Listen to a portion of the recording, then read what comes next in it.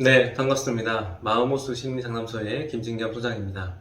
예전 수업에서 무의식을 어떻게 가르칠지에 대해 코끼리와 기수 비유로 설명해 보았죠. 물론 코끼리 같은 무의식을 한 번에 완벽하게 훈련시킬 수는 없습니다. 하지만 지속적으로 옳은 방향으로 마치 당근과 채찍을 주듯이 옳은 자극을 계속 빈도 있게 준다면 반드시 훈련의 성과가 나타날 겁니다. 지난 시간에는 절대로 강박 행동을 해서는 안 되는 이유와 원리에 대해서 전달을 했습니다. 저는 강박 행동이나 강박적 반응을 한다는 것이 얼마나 치명적인지, 그것이 어떤 의미인지를 누구보다도 너무나 잘 알기 때문에 절대로 강박 행동을 하지 않는 것에 에너지를 집중합니다. 그것이 제가 가지고 있는 면역력이에요.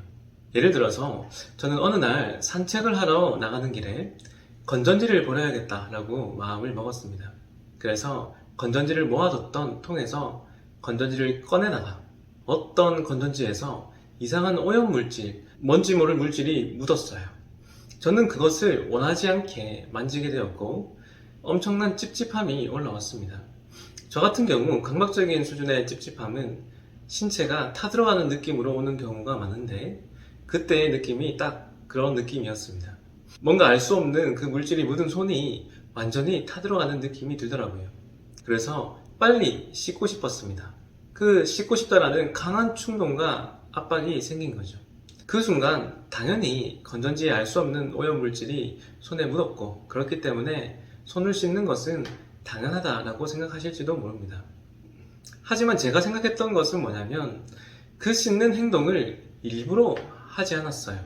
왜냐하면 찝찝한 느낌이 들 수 있는 것은 사실이지만 그 느낌은 너무 과했기 때문입니다. 그 느낌 자체가 강박적이라는 느낌이 들었기 때문입니다. 손에 묻은 물질이 무엇이든 내가 이렇게까지 죽을 수준으로 찝찝하게 느끼는 것 자체가 잘못이고 그래서 그것이 과하다라는 생각이 들었고 이것은 강박적인 알람이다 라는 것을 알아차린 겁니다.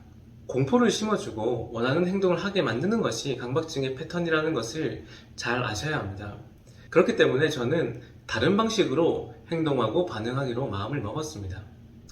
만약 여기서 손을 씻는 강박 행동을 하게 되면 무의식은 손에 묻은 물질이 그만큼 엄청나게 위험한 물질이었다는 것을 더 믿게 될 거라는 것을 알아차린 것입니다.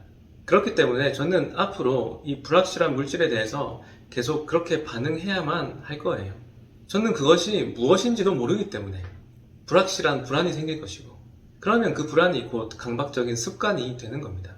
그러한 패턴이 뻔히 보였습니다. 그렇기 때문에 무의식에게 그러한 잘못된 믿음을 부여하고 잘못된 훈련을 시키고 잘못된 가르침을 주는 것이 훨씬 더 위험해 보였습니다. 그 비현실적인 믿음을 강화해버리면 앞으로 강박증 때문에 얼마나 고통스러울지가 눈에 보였습니다. 저는 그것이 더 큰 공포로 다가왔어요. 그래서 일부러 손을 씻지 않고 원래 가려고 했던 산책을 그냥 나갔습니다. 일상대로 하던 대로 건전지를 버렸고 그렇다고 해서 찝찝한 타들어가는 느낌이 사라지지는 않았습니다. 1시간가량 산책을 했던 것 같아요. 그 1시간 동안 손은 계속 타들어가는 느낌이 있었고 너무나 괴로웠습니다. 중간에 공중 화장실을 가서 몇 번이고 씻고 싶은 충동이 들고 이겨내기가 정말 버거웠어요. 하지만 그럼에도 강박증을 키우는 것이 저는 더 위험하다라고 판단했기 때문에 버텼습니다. 그리고 1시간 정도 산책을 한 후에 집에 들어와서 원래 하던 대로 요즘은 우리가 코로나 때문에 손을 당연히 씻잖아요. 그래서 코로나 때문에 손을 씻는다라고 생각하고 씻었습니다. 그리고 그 느낌은 사라지더라고요. 그런 식으로 우리가 정상적으로 현실적으로 반응한 다음 그 이후에 건전지를 아무리 다시 찝찝한 것을 만지더라도 그때의 그 느낌은 다시 살아나지 않았습니다. 제가 강박적 반응, 강박 행동을 안 했기 때문에 내 마음에게 그것이 뭔가 대단한 꼭 씻어야만 하는 불길한 무언가라는 인식을 안 줬기 때문에 그렇게 가르쳤기 때문에 그 느낌을 다시 느끼지 않을 수 있었다고 생각합니다. 저는 강박 행동이 무의식에게 얼마나 강력한 믿음을 줄 수 있는지와 그것이 얼마나 위험한 행동인지를 알았기 때문에 참을 수 있었다고 생각합니다. 마치 마약을 하지 않는 이유와 같습니다. 마약이 내 삶을 망칠 거라는 강한 두려움 때문에 하지 않는 것과 같아요. 이건 진실된 공포이고 다른 모든 사람들도 마찬가지의 느낌으로 참는 것을 아셔야 합니다. 제가 팁을 하나 알려드리면 내가 평생 해도 괜찮은 행동이 아니면 안 하는 것이 좋습니다. 순간적인 충동적 불안 때문에 현실적인 행동을 해버리면 비현실적인 믿음이 만들어지기 때문입니다. 그리고 그 비현실적인 믿음이 사실은 우리의 인생에 훨씬 더 암덩어리처럼 위험하기 때문이고요. 여러분들에게도 저와 같은 강박증에 대한 본질적인 원리에 대해서 강력한 믿음을 만들어서 강박 행동을 참아낼 수 있는 지점이 생기시길 바랍니다. 치료하는 과정은 정신적인 면역력을 올리는 과정이라고 했습니다.